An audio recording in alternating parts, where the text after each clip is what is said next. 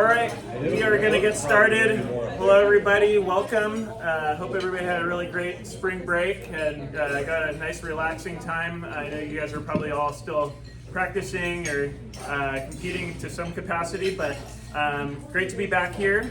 My name is Brian Cornett. I'm the president of the Santa Barbara Athletic Roundtable.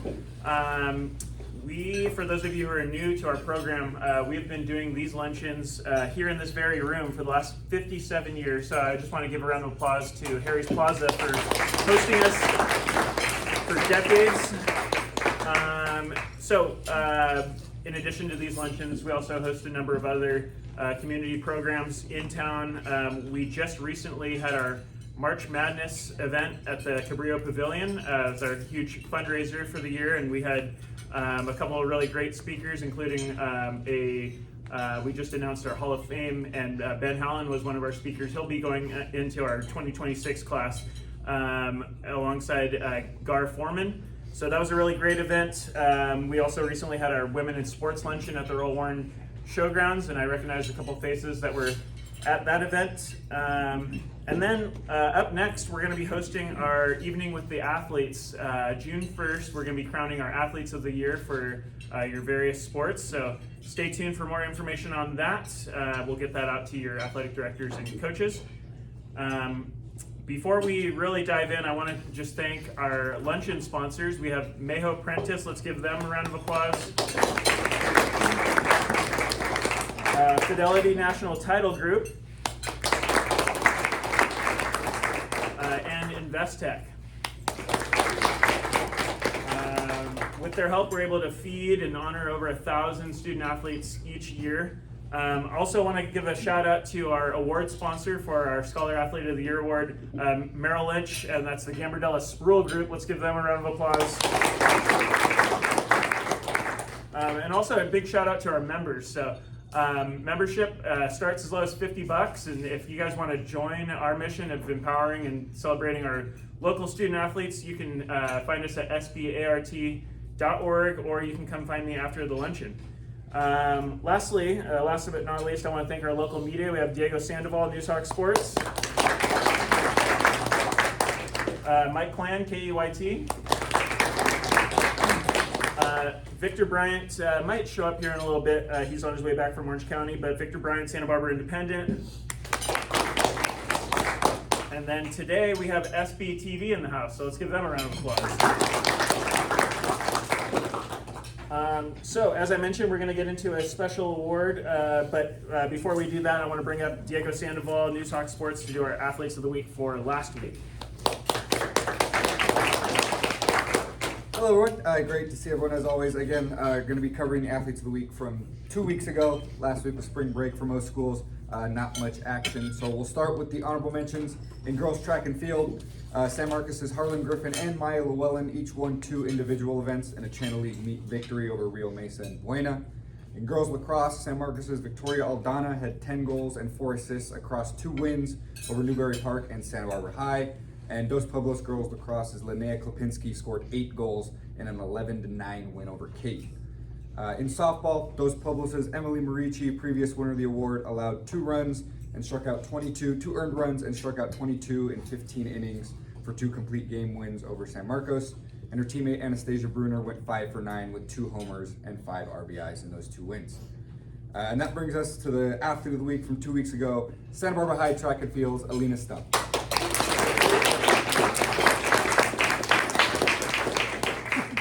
Alina had a big week for the Dons in 2 different meets. She placed first in the 100 hurdles and long jump, while taking second with a personal best in the 200 meter in a meet with Oxnard, and then followed it up with second place and season best in the 100 hurdles, long jump, and triple jump at the Simi Valley Invitational. Congratulations, Alina. Now to the boys' honorable mentions. We'll start with volleyball. Santa Barbara High's Hayes Costner combined for 37 kills across 2 wins over Pacifica and Dos Pueblos, and his teammate Maddox Denver combined for 78 assists across those 2 wins. San Marcos Volleyball's Mateo Burdick had 27 combined kills in 2 wins over Ventura and Bishop Diego, and Dos Pueblos' Ben Wajobi had 16 kills and 14 digs in a win over Oxnard. In boys track and field, San Marcos' TJ DeKine placed first in the high jump, long jump, and triple jump in a meet win over Rio Mesa and Buena. And in boys lacrosse, Santa Barbara High's Flynn Chenoweth had 7 combined goals and wins over San Marcos and El Dorado. And that brings us to last week's Boys Athlete of the Week, San Marcos Baseball's Mason Crane.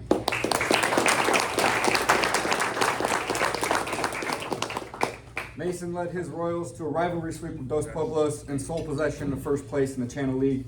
In Game 1, he went 3 for 4 with an RBI and 2 runs scored in a 6-5 win. And then he followed it up by allowing 1 earned run and striking out 7 in a complete game win on the mound. Congratulations, Mason. Hey. And then just a quick reminder to coaches, if you have Athlete of the Week nominations, be sure to send them in to me, sports@newsoc.com by Saturday if possible. Thank you.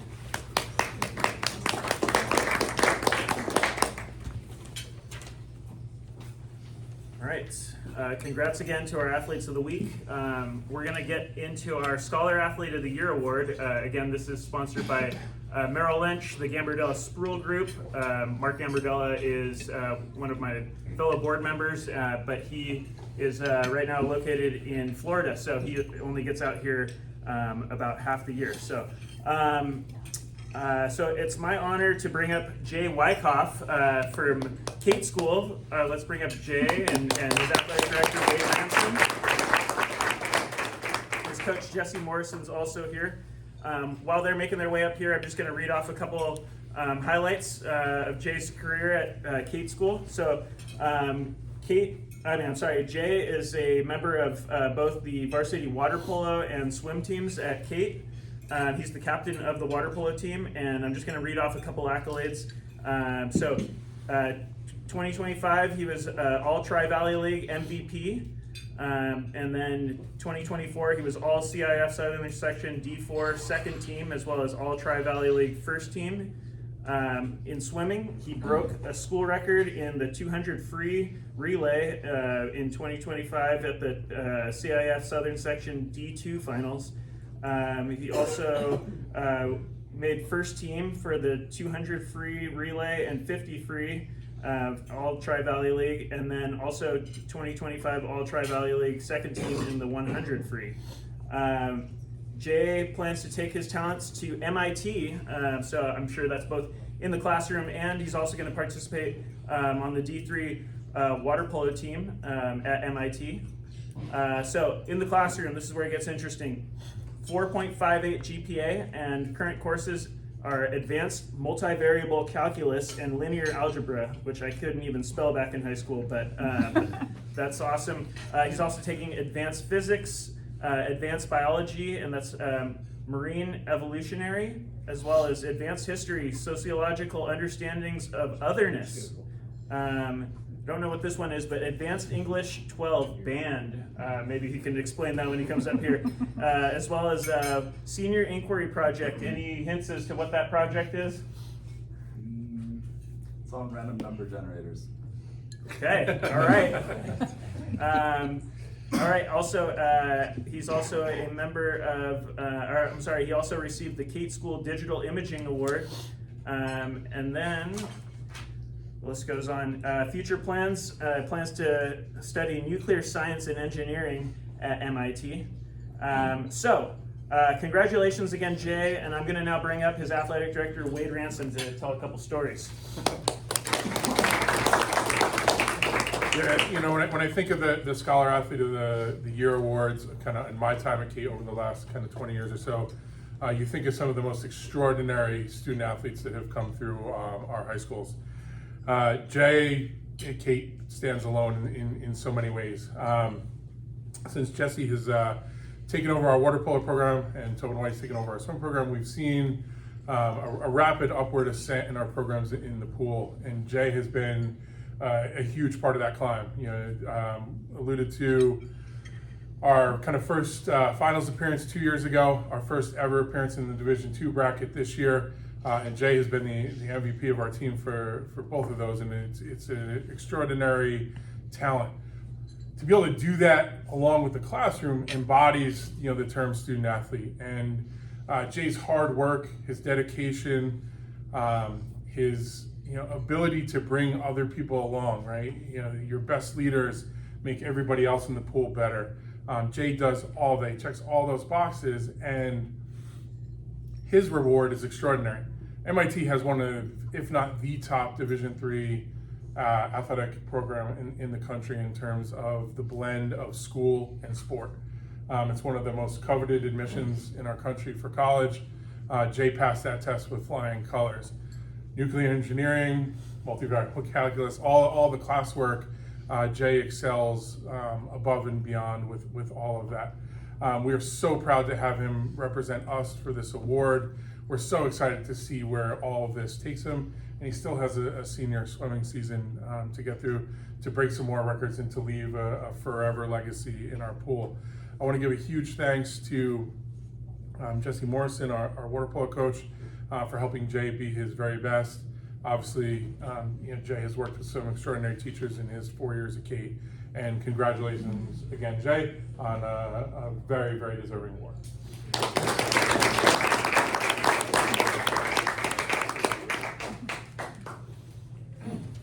Thank you so much, both of you, for the very thoughtful introductions. Band is just an English class about band books. I want to thank the roundtable and everyone involved in selecting me for this recognition. It means a lot to be included among the student athletes who have received this award before me. I'd like to briefly share a story. Last year, during spring break, I was driving home from practice with my dad when Jesse called. He told me he had spent the past hour on a phone call with a college coach. His call had gone well, and suddenly the possibility of playing at such a prestigious university felt real. I was thrilled and caught up in what that opportunity could mean for my future. What stayed with me the most was the first thing my father said to me after Jesse hung up. Wow, what a humble coach, Jay. I selfishly wondered why my dad wasn't congratulating me on this achievement, but I quickly remembered that this success wasn't anywhere close to being mine alone. My dad recognized something more meaningful than just the outcome of the call. It was Jesse's willingness to support me selflessly out of genuine care and belief in me. I'm where I am because of all the coaches who stayed late to help me with my shooting form, spent their Saturday morning swimming with me, and took the time out of their day to advocate on my behalf. I've been incredibly lucky to be surrounded by people like this: coaches, teachers, teammates, friends, and especially my family. So while I'm deeply appreciative of this award, I also see it as a reflection of all the people who have helped me get there. I'm honored by this recognition from the Santa Barbara Athletic Roundtable and proud to represent Cate School. Thank you very much.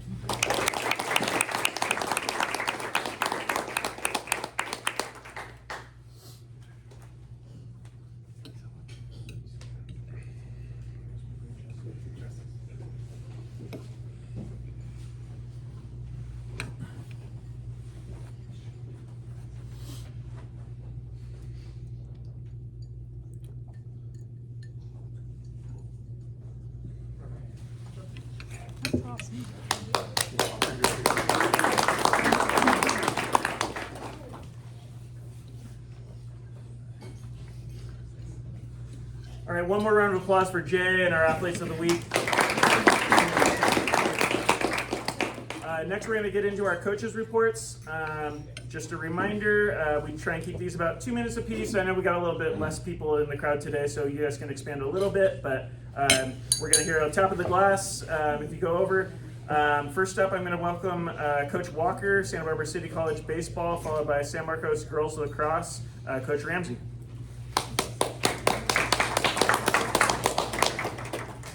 My boss is the glass tapper, so. Ding, ding.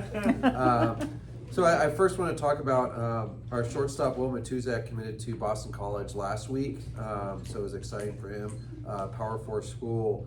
And then I just also want to recognize Lucas Anderson, who's at Cal, DJ Gorso, who's at LMU, Joe Tallarico, who's at UConn, Vince Gambardella at San Jose State, Jake Villar at UC San Diego, Cole Koziescu, coached the kid for 3 years, so I can't pronounce his name. He's at UCSB, Halen Guerrero's at UC Riverside, Trevor Kester Johnson's at Purdue, another Power 4 school, Shane Hofstedler at Northwestern, Aiden Camberg at Pepperdine, and Wyatt Thornbury at Fresno State. So that's 12 Division I players that we have from our roster.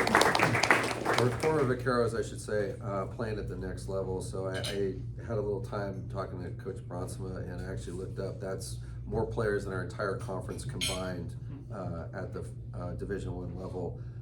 Now on to this year's team.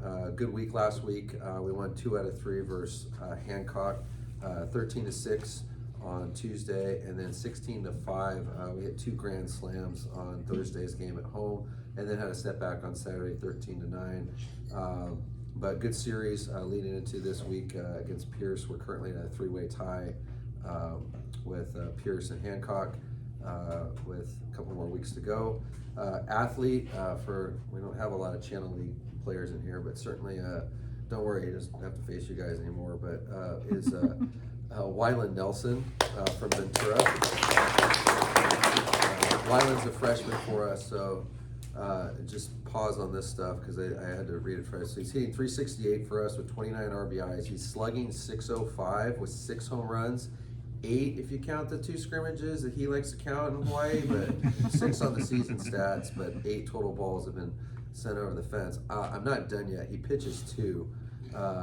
He's 6-0 on the season with a 2.1 ERA with 54 strikeouts and 60 innings. So he's our own version of Ohtani. So certainly having a great season and continue soon. So thank you.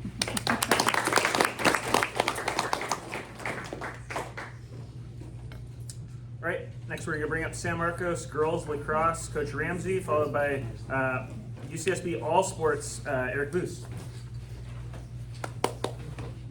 San Marcos girls lacrosse had a good week heading into spring break. We upset Newbury Park 10-7, and then had some success at Santa Barbara High School in a Channel League game, won 17-4 in that one. We're half a game behind DP this week, going into a game Tuesday at Dos Pueblos. They're 4-0 in league, and we're 3-0 in league. I brought 2 athletes that contributed greatly to our Newbury Park win, and a defender again who helped us hold Santa Barbara to 4 goals. Maddie Medina and Victoria Aldana. So Maddie was up here a couple weeks ago, and I talked about how great it is to have her on the defensive end of the field for all of the attributes that you like in defenders. But then in the game against Newbury Park, when we held them to 7, which sounds like, oh, they got 7 goals, but holding them to 7 was a huge part of the win, and Maddie was a great part of that defensive effort.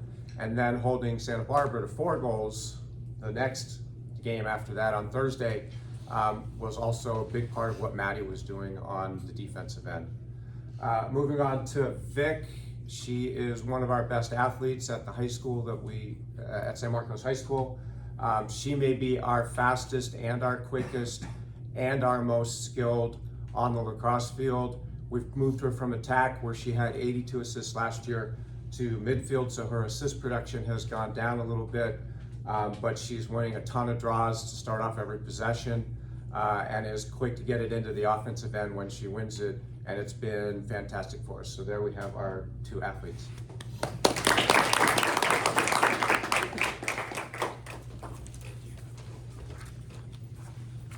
All right, next we're going to have Eric Boos, UCSB All Sports, followed by Cate Water Polo, Coach Jesse Morrison.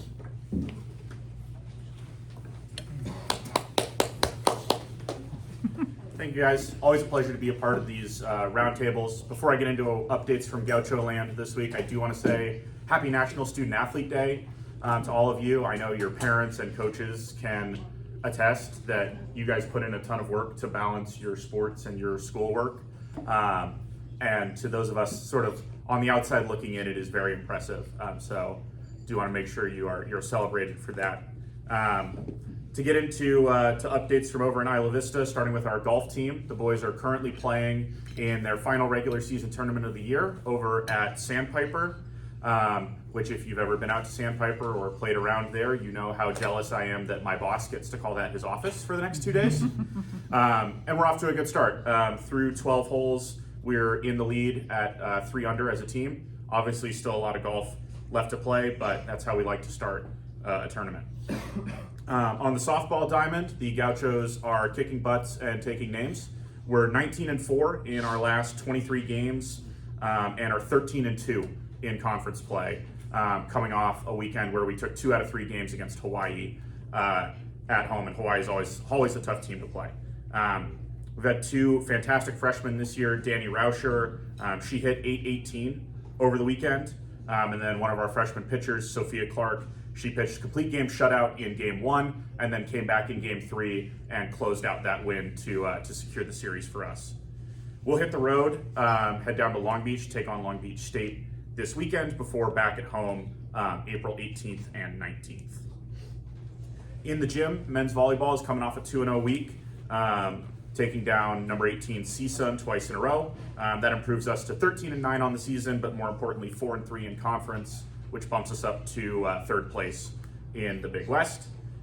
We have our last two home matches, we have our last home match this weekend. That is Saturday. It'll be our senior day as we host Long Beach State, who's number 3 in the country. So big match in the Thunderdome Saturday night. For tennis, both of our teams, our men and women, both went 2-0. Pair of conference wins at home this week, both in pretty dominant fashion. The women, they'll head out on the road this weekend. They've got 3 straight matches, Friday, Saturday, and Sunday, at UC San Diego, at UC Irvine, and at Cal State Fullerton in that order. And then men's tennis is back home this Sunday to host UC Irvine in what'll be a big match for the Big West standings there. And then to round things out with baseball, we're coming off a really important sweep of Cal Poly on the road. We had dropped 3 straight series leading into that, and we're scuffling a little bit, so nothing turns a team around like handing it to your arch rivals at their ballpark. Big part of that was Thursday night. Jackson Flora threw a complete game shutout against the Mustangs for the 2nd year in a row. He loves pitching against those guys. He struck out 9 and extended his scoreless inning streak to 34, which we are fairly confident is a program record. I've got interns checking that right now. He's the Big West Pitcher of the Week this week. That was announced at noon. And he currently leads the nation with an ERA of 0.69 on the season. We're back at home this week. We host number 14 USC at Caesar tomorrow night. We went down and played them at their place last week. It was a kind of gross, rainy game, and we had a couple of fly balls that died right at the wall. So we're hoping some better weather might make those balls go out tomorrow night and help change up our fortunes a little bit. And then we have a conference series at home as well, UC San Diego this Friday, Saturday, and Sunday. So we hope to see you guys over in Isla Vista for the games when you can. And best of luck to all of you.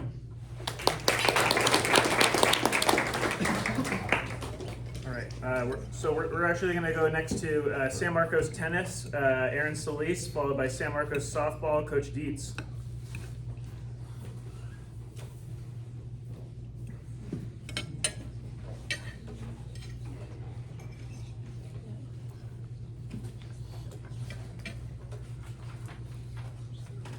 Thank you to the roundtable, as always, for hosting this. Don't start my 2 minutes yet. I think everybody's getting 4. Because there's someone else, actually 2 other people we need to give shout outs to today, and that's UCLA women's head coach, Corey Close. And UCLA associate women's head coach, Tony Noonan. Both are gauchos, both were huge in the rise of UCSB women's basketball with Coach French. Tony as a student assistant coach, and then made his way to assistant and then associate head coach with Coach French.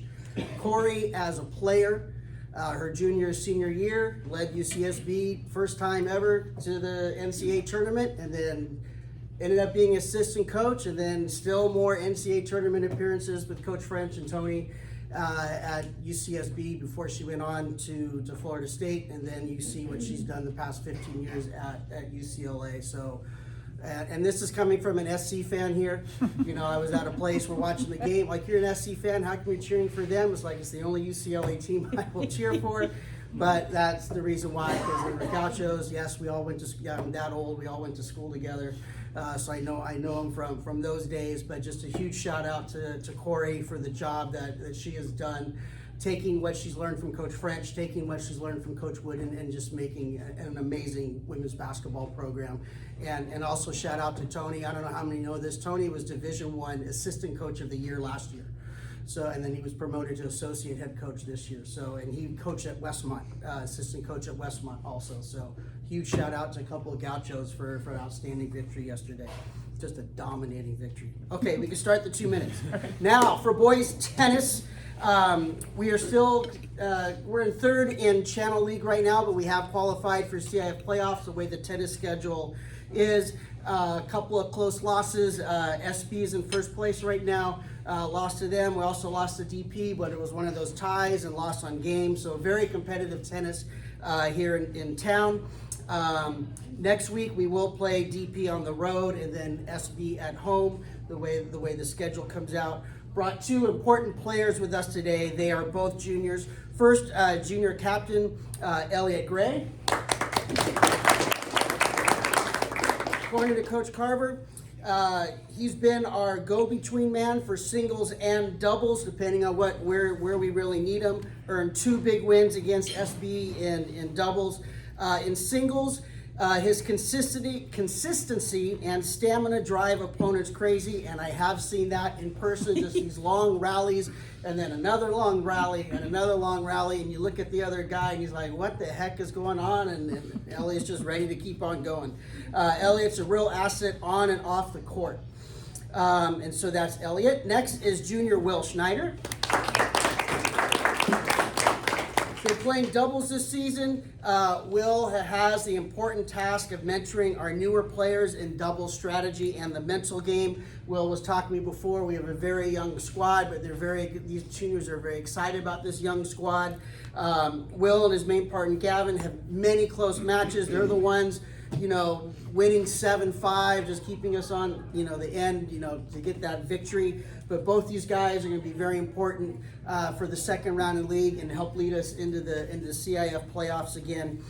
This week we'll be hosting Foothill Tech on Tuesday, and then we'll have a fun matchup against Cate on Wednesday. Last year we played Cate in the CIF finals, so it should be an excellent match this coming Wednesday. Thank you so much.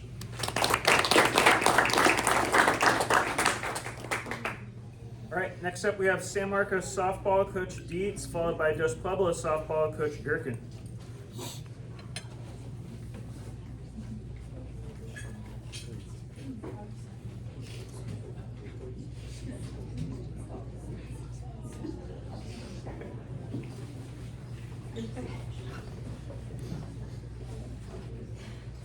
Closer, maybe?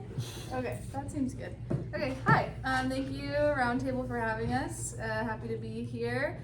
The last couple weeks, San Marcos softball went 2 for 1, dropping the series against Dos Pueblos, but picking up a hard-fought 9-inning win this last Friday at Lompoc.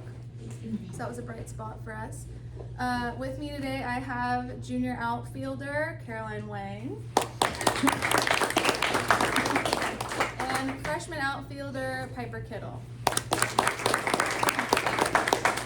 Caroline came up big for us in those 2 DP games. Tuesday, she tied the game in the bottom of the 6th with an RBI single, which kind of allowed us to extend into the extra innings where we lost in the 8th. And even though not as exciting of a game, Friday, Caroline got a hit for us in the top of the 7th to squash a no-hitter for DP pitcher Emily Marucci, so bummer for Emily, but yay for Caroline. Thank you for that.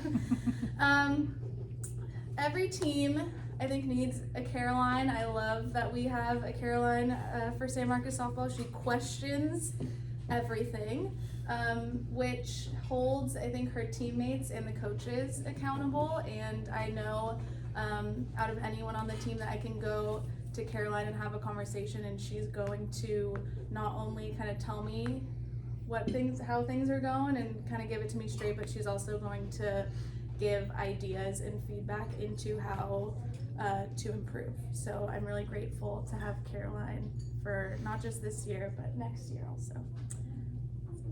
Thanks, Caroline. If anyone's been following San Marcos softball for a while, you know the name Emma Foster. She was a 4-year right field starter for us. She was super competitive, really fun to watch. She's playing in college now at Manhattanville out in New York. And I think Piper is kind of that next generation for us. She is all over the place, literally, figuratively.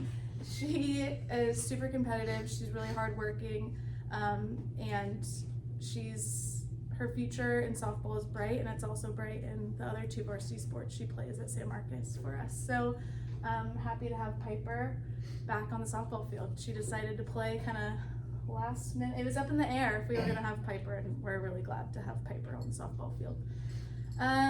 Wednesday, the week ahead for us, we're down at Fillmore. It's supposed to be a home game, but the city San Marcos DP Santa Barbara track tournament is going on, and they didn't want track. I told you no.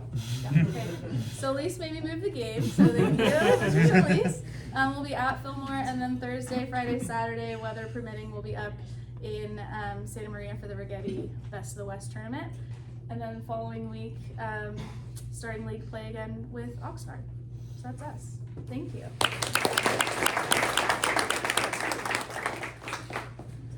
All right, next up we have Coach Gherkin, Dos Pueblos softball, followed by Santa Barbara beach volleyball, Coach Hempy.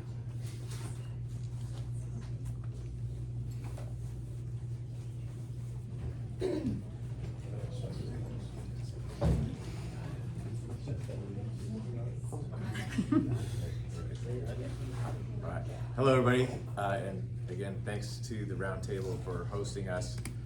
Really appreciate Coach Solis's comments on Corey Close and UCLA. As a coach of girls basketball for 18 years, it's just one of those things. Like, I always would watch the women's game, and to see somebody with ties to Santa Barbara win a national championship is really cool. So really happy for Coach Close and Coach Newton. Today I brought with me 2 of my sophomore players, Alina Gutierrez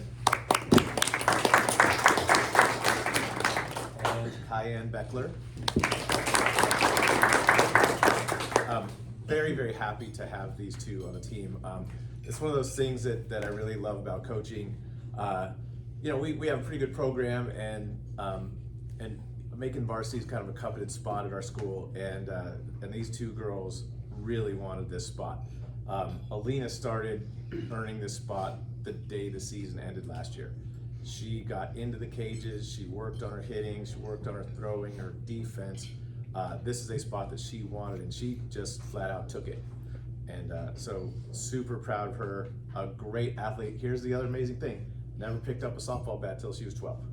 And to make that rise that fast is something that I have yet to see in my career. So it's a credit to her for being an outstanding athlete that she was able to get to where she is. As far as Cayenne goes, same thing with Cayenne. She just kind of took this spot. You know, she did all those little extra things. She was playing basketball this year. She, don't tell the coach, she may have skipped a basketball practice to come get some extra hitting in. Maybe. But even when she had practice days, she would come and get her extra hitting in, and she was integral into our victory against San Marcos in game 1. That game again went extra innings, and it was the top of the 8th, I believe. And she was leadoff batter and hit the ball hard to the right side, got it through, and got a base hit, and then was able to get to second base, and was on base when our best hitter Anastasia came up and drove her in to break that tie. It was quite a battle that game, but we need batters like both Alina and Cayenne, who are kind of at the lower end of our order, to be successful, so the top of our order can get up and drive in some runs. So really great having her there, and she really kind of understands how to go the opposite way, and has got a lot of hits. I think most of her hits this year are to the right side, would you say? Big double again in the San Marcos game, the second game, to kind of break it open. It was 2-0, and we had 2 runners on, and Cayenne poked it over the right fielder's head, and we get 2 more runs, and kind of gives you a little cushion. So both girls are integral to our success, and I'm very happy to have them. As we said, we did have a battle against San Marcos, extra innings. Again, a challenging game. Great pitching in that contest, 1-1 going into extra innings. In fact, you know, she mentioned Caroline. I was looking at the order in that last inning, or when they tied it up for us, and I'm like, man, I just don't want Caroline up with runners on base, because she had some great at bats, and she came through and tied it up. So I was a little nervous when I saw it. I'm like, please, we just got to get this next out. But nope. And then Caroline got the tying hit. So credit to you, Caroline. Going forward, we have the Rigetti tournament this week. Thursday, Friday, Saturday, we play Paso Robles. In game 1, we play Stockdale from Bakersfield that I understand is very, very good. We don't know who we're going to play after that. The following week, we got a tough matchup at Saugus. And then we've got the really difficult part of our schedule in Rio Mesa and Oxnard, who have some outstanding pitching. And hopefully we match up well. And we're in a great spot league-wise. We're 8-0 and 12-2 overall. And things are kind of cruising along, but there's going to be some tough road ahead. So we'll see how we can maintain it. So thank you very much.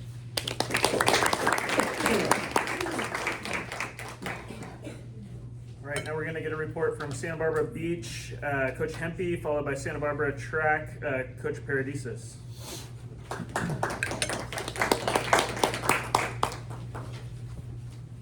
Hi everybody, Kristen Hempy, Santa Barbara High Beach Volleyball. Thank you for having us. It's nice to be here again as always. We're coming off of a little break over spring break, so I'll talk about my athletes I brought here today and then just give a little update on what's coming up. We're actually almost through our league season, crazily enough, for beach volleyball. So I brought 2 girls with me today. They've been really great in terms of being flexible about their placement, but they mostly played at the threes, level together for us. So closest to me right here is junior Stella Pace. And then next to her is sophomore Grace Costner. So again, we've had a couple injuries, people gone through the season. So what I really appreciate about these two is their flexibility and just willingness to play the spot that the team needs them. I've moved them both around a little bit. I like having them together at the threes, but it's just with the lineup, it's not always possible. But just their flexibility and willing attitude to be a team player. These are both really competitive, driven athletes, and they have a really great team mindset about them. So I really appreciate that about them. Stella in particular, right next to me here, has been just an awesome force for us. She's not maybe the loudest one out there on the various courts of pairs, but she's focused and she's driven and she's very coachable, and so really appreciate that about her. She makes these amazing defensive plays as well, where I'll be watching and the ball will come over and be like, oh shoot, that's going down, no way. And then she comes flying out of nowhere, making these amazing dives. She's very athletic on defense, and that's been really fun to see her gel with a variety of different partners as well. And then Grace, another very fierce competitor, always wants to win. She's done a lot of work improving her offensive shots this season, and it's been kind of fun to see her find her groove there, and also a really aggressive and strong server for us. So appreciate their athletic talents in the game of beach volleyball, but just also their attitudes and the character that they bring to the team. So thank you girls for that. We didn't have any matches over break. We're 11-7 overall, 7-3 in league right now, and 3rd in league. It's kind of been our groove this season, but it's going well. We have Ventura on Wednesday. It's a makeup from a rained out match way back in February, I think. So we host them 3 o'clock at East Beach. That'll be an important one. Hopefully we can kind of take our revenge. They got us the first time. And then on Thursday we go down to Royal for some non-league competition, kind of try to get us a little bit in shape for CIF, because we only have one more league game after that next week. Then we got the individual pairs tourney next week, and then we're off to playoffs. So yeah, should be an exciting couple weeks here as we look ahead towards CIF. So thank you and good luck to everybody.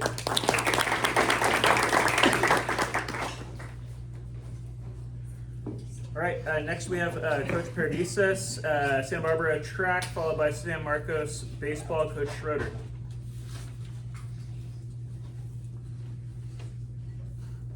It's not officially a track week, so I'll keep this pretty short and sweet. First of all, to piggyback on Coach Solis's comments earlier about Corey and Tony and that UCLA championship, yeah, that was really gratifying to watch. I know Corey pretty well. We were student athletes at UCSB at the same time, and had a lot of classes with Tony, so that was really just a great game to sit and watch yesterday. As far as track and field, locally, huge week coming up with San Marcos, Dos Pueblos, and Santa Barbara, all at San Marcos on Wednesday. And that meet's gonna be absolutely loaded. Every event on the track and on the field is gonna have just some outstanding kids in it. So if you're a track fan at all, Workington Stadium on Wednesday is the place to be. And then this weekend, we all will be down at the Arcadia Invitational at Arcadia High School, and that's gonna bring some of the best track and field athletes from all over the country to Pasadena. So that's another huge one. And then we're halfway through our league season with 2 league meets down and 2 more to go. And then we kind of all get into our championship season. So it should be a lot of fun in the next few weeks. Thanks so much.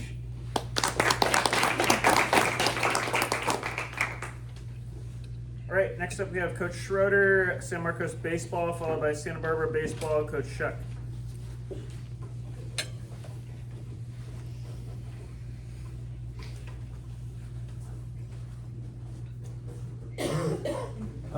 Once again, thank you to the round table and the sponsors.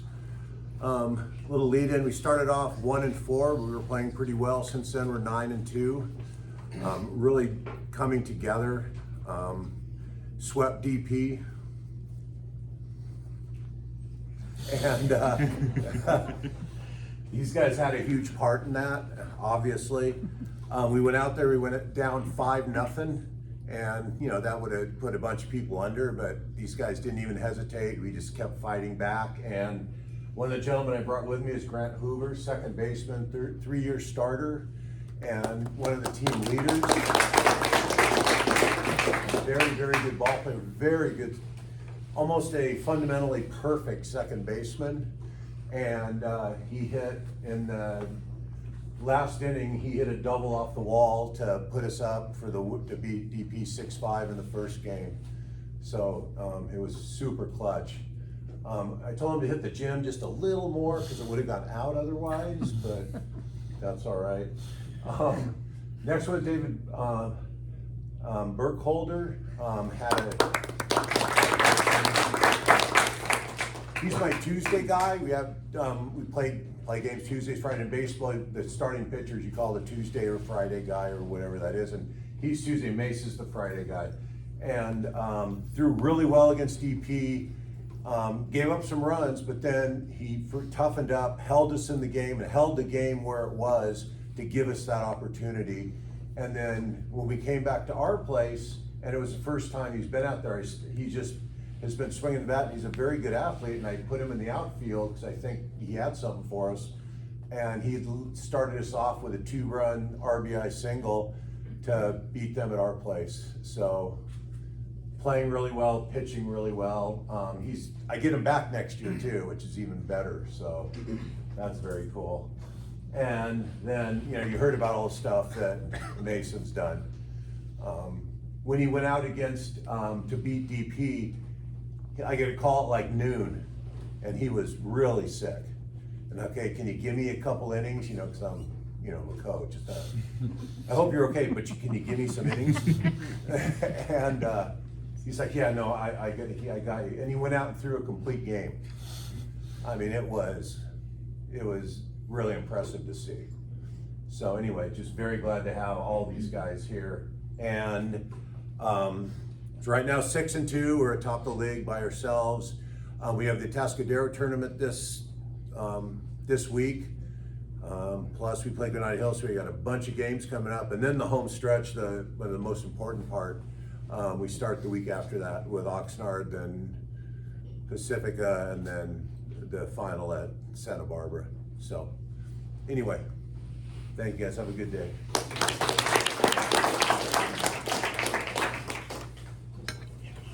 All right, next up we have Coach Shuck, Santa Barbara Baseball, followed by Santa Barbara Lacrosse, Coach Keogh. I'm up first. Oh, you're up first, okay. Yeah. Gotcha. You guys make the rules. Okay. Okay, I am not Steve Shuck, but I'm standing in for Steve Shuck. So, so these two gentlemen play for the Santa Barbara Dons baseball team. We have Jetner Welch right here, and Max Weddle. Okay, so just little updates. They went 2-1 in the Anaheim tournament down south. This week they have 3 non-league games. They play Saugus on Tuesday. They play Chaminade on Wednesday. then Thursday against Santa Paula. So let's see. So Jetner was named to the all-tournament team. He hit .417 with a home run, a triple, and 5 RBIs. Jetner will be attending Claremont McKenna in the fall to play baseball. Max had a great tournament in the field and on the mound. Max appeared in 2 games on the mound with a 0 ERA, gave up 1 hit and struck out 5. Max will be attending Chaminade in Hawaii in the fall to play baseball. Thanks, guys. Keep those goggles on. Okay, now lacrosse guys, come on up here.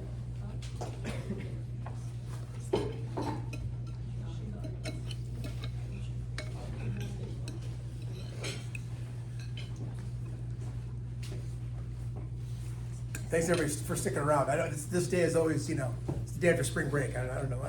People just don't know. It's not as well attended, but hey, this is Caden Chesmar, senior midfielder, and this is Connor Jackson, senior midfielder for Santa Barbara High School.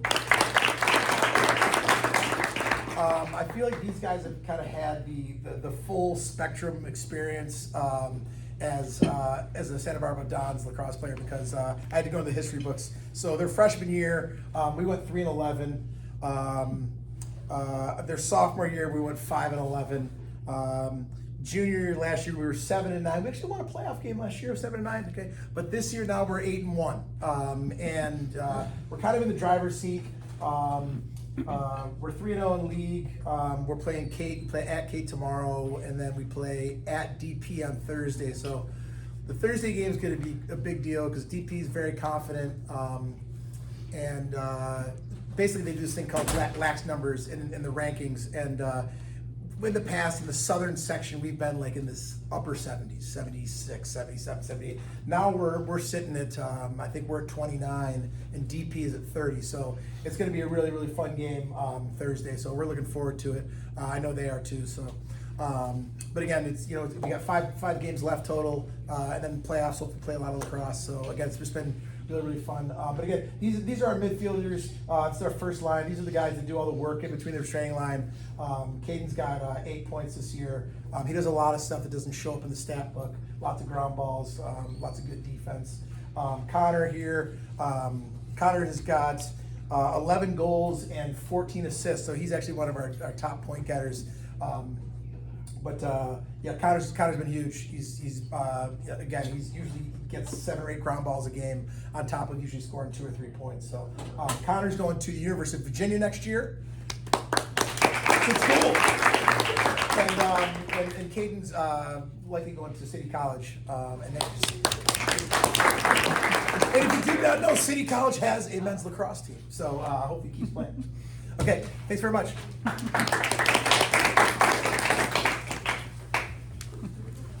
All right, we're going to finish up with another lacrosse report for Santa Barbara High School, Coach Gastelum.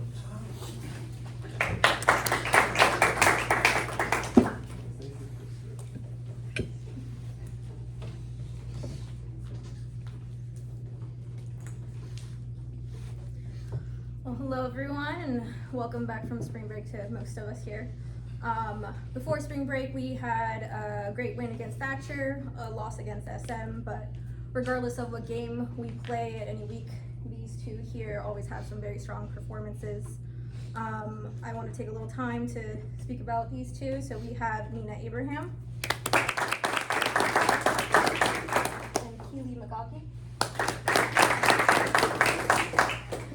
They both play midfield. Keely plays mostly defense, but she has subbed in our midfield line when we need her, especially right now since our other captain, Lily, is injured. So Keely has been taking her spot. I'd like to thank these two for the things that they do on and off the field. They are exceptional pillars of the program. They're a great representation of what it means to be a captain and what it means to be a teammate. One word to describe both of these girls is grit. They have fought every day to be there for their team, regardless of whatever circumstances, whether it's weather, injuries, sicknesses, extracurricular activities. As athletes, most of athletes here have some form of extracurricular activity along with sports and along with school, and these girls make sure that they have good time management, as well just when the physical injuries, making sure that they're taking it seriously in their recovery. They have both amazing journeys within this lacrosse program.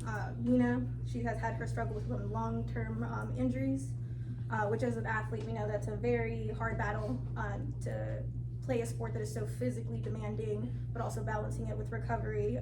It's a very mental battle of wanting to continue going, but also stopping to make sure that you can continue going. So I know that's a personal struggle Nina has fought through every day. Keely is a special story that is near and dear to my heart.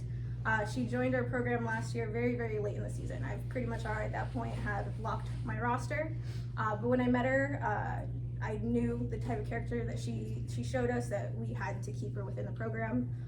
We struggled last year to figure out where she fit in our program, but again, she was the type of individual that I wanted to keep investing in. So originally we had her on our offense line. We struggled to get in some playing time, but as we went into the season, we discovered that she's actually truly one of the most amazing defenders that we have. So it goes to show we just need to figure out where these individuals fit. That's what I do love about lacrosse, is that everybody has a piece and a skill that another one does not, and we found Keely's on our defensive line. Both of these girls have fought through many of their personal journeys, personal struggles, I mean. But these are players that I can coach hard and that will rise to the occasion when I coach them hard, which is a very, very unique skill. You know, a lot of people sometimes shut down when you coach hard, but these two rise to the occasion, they apply, and they show up and show out. As coaches, we always develop players, and the thing that we do not talk about is how much we develop as coaches. I've had situations, and I'm sure everyone has come to question at some point of their career of why do we keep coming back. These two here are a representation of why we as coaches keep coming back. I take moments to think about every day, a reflection of what we do, and these two not only show up for the team, but they show up for me. And these are the type of players that you want within your program, and that coaches keep coming back. So luckily for me, they are both 2027s, so I get an extra year with them, but I'm excited to see where they go, especially as we go into the last part of our first round for league play. We play Cate, and then we'll start a second round, and I cannot wait to see what highlights these two will bring to the table. Thank you.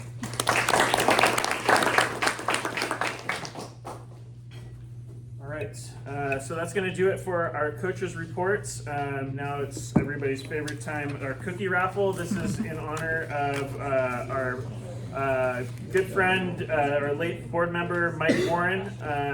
So if you guys have your raffle tickets,